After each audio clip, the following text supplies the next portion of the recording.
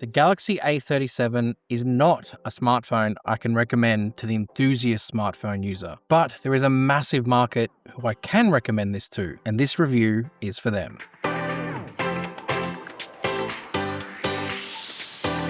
Welcome back to SamMobile TV. You're here with Daniel. The Galaxy A37, Samsung's, I guess, latest in their A lineup alongside the A57, which we haven't got our hands on just yet. But what we've noticed is that this is a pretty solid phone in the mid-range segment. This is more like entry-level to mid-range because it's the entry-level A series that they're launching alongside the A57. There is, of course, models beneath this, the A07 and A17, but we've only got the A37, and I think that's kind of the starting point for what Samsung is launching. Just straight off the top, I am not probably the right person to be reviewing this phone, largely in part because I'm a Samsung Ultra user. So I love all the features that your Ultra flagships give you. Samsung DeX, your 5x telephoto camera, all of your other stuff, the S Pen. That's the sort of stuff that I like to use. And obviously, this just doesn't have it. But for the right person, what this has is perfect. First off, I want to highlight the consistency in the design. Samsung have kept what was good about the A series from last year and just refined it a little bit to make it even more comfortable to hold and more aesthetically nice to look at. From the front, the A37 has a very consistent and more uniformed bezels than the A series have had before. They've trimmed down the bezels, but they've also made it more uniformed across the bottom, the sides, and the top. It's a lot cleaner looking and kind of fits a little bit more in with the aesthetic of the more premium smartphones from today. It's got that clean design on the front, but it's also got that clean design on the back.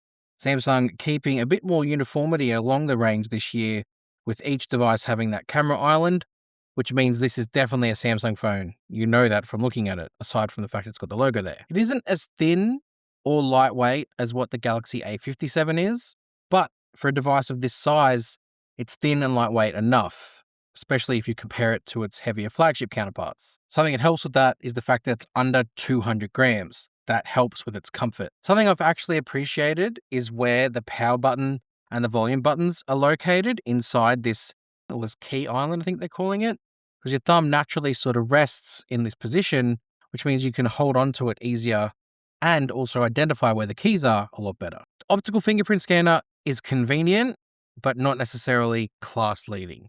Because of the fact it is optical, it requires it to be lit before it can actually identify your finger, which does take some time to do that whole process and then recognize you need to leave it there for a bit to unlock it.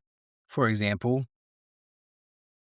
takes a bit of time. And if you do it too quickly, it does say you need to keep it on there a little bit longer and then it unlocks and goes in. Something I could note though is it could be placed a little bit higher. That is quite a low placement. I'm very used to putting it there and that's just a little bit too low. The display can go pretty bright. Samsung actually worked on the display's peak brightness this year for both the A37 and A57, and watching content on it looks great too.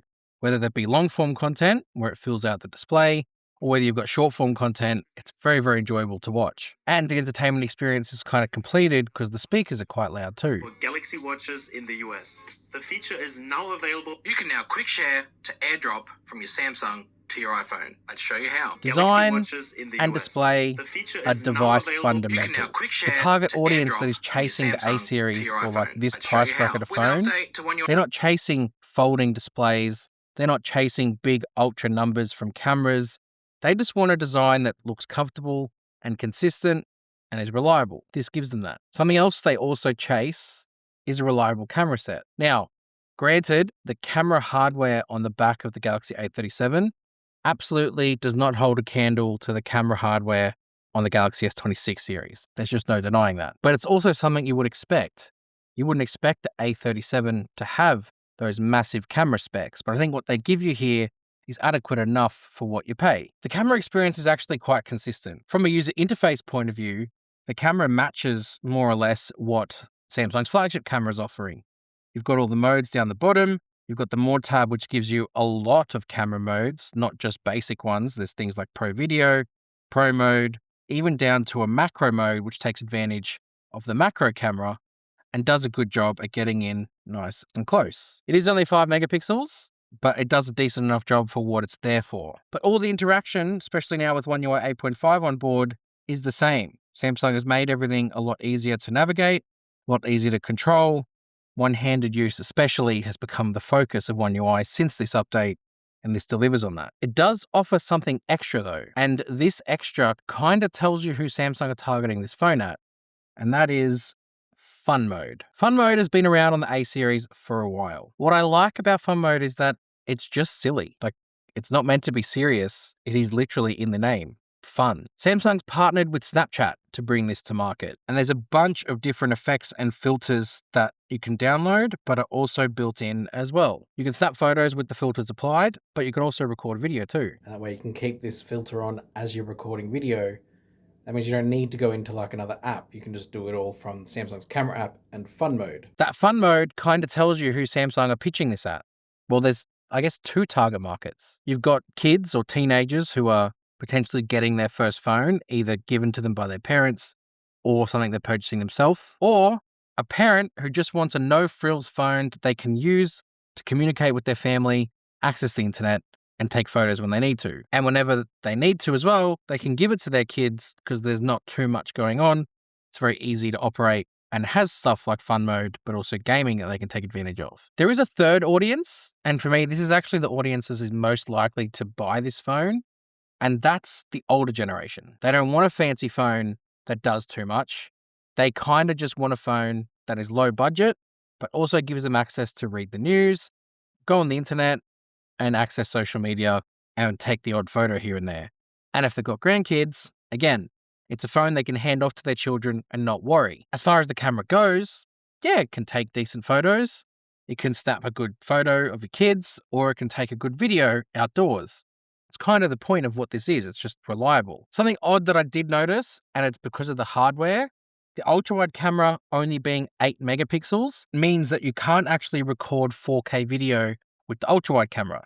So when you launch the camera and go to video here, and you've set it to UHD, you see the ultra-wide camera disappear. It's odd because 4K is 8 megapixel, but probably because you have to crop into the sensor, it means it can't actually gather enough resolution to do it properly. So if you go back to full HD, you'll see the ultra-wide camera reappear. But then as soon as you go to 4K, it disappears and you can't use it. It's got a selfie camera. That selfie camera can also take photos.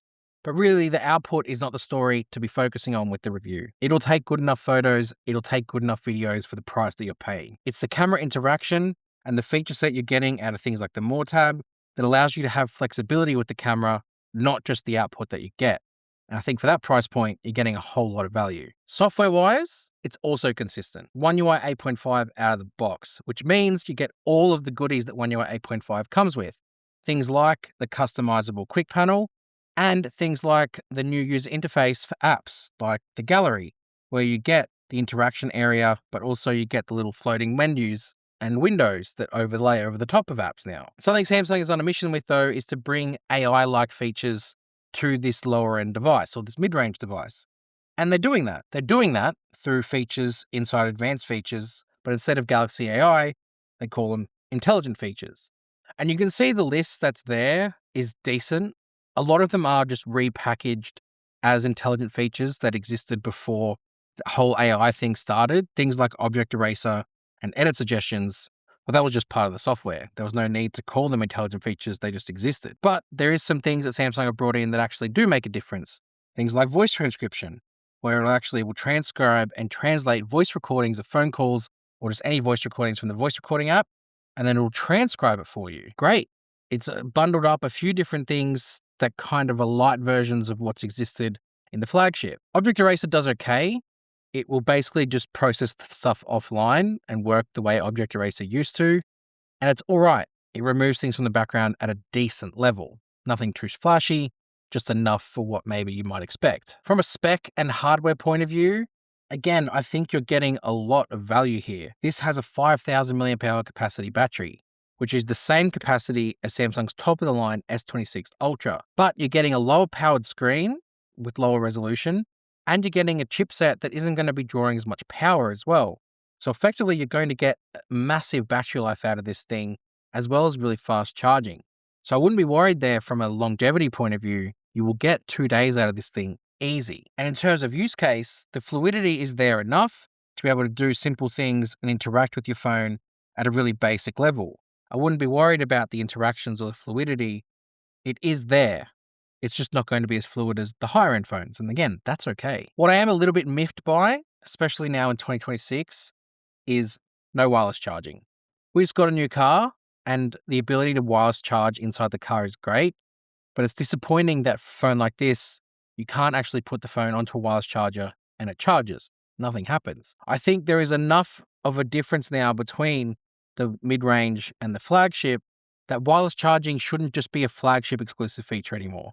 It should be something that comes down to the mid-range device level, even if you make it slower. Make it a 5-watt wireless charge instead of 15-watt or 25-watt, and at least someone has an option to use a wireless charger overnight or in things like their car. Just give them that flexibility. So that is the review of the Galaxy A37. It's a phone that does the job for the person who needs it, and not a thing more. If you want more out of your Samsung phone experience, but you maybe want to sort of save on budget, you can go the Fan Edition, which is kind of the next step up and gives you things like wireless charging and a better camera experience. Or you can take a look at a previous flagship, an S22 Ultra, S21 Ultra, that will give you the flagship experience. And again, you're not paying as much as the newer flagships cost. That's another option or an avenue you could go down. But if you want sort of software support for a long time, if you want an updated new phone warranty, and you just want Samsung's latest software as well, A37 is at a good price and will do the job for you. That's the review. Make sure you hit subscribe to SamMobile TV. You can come and find us on our website, sammobile.com, and all of our socials as well. And we'll see you guys next time. Thanks.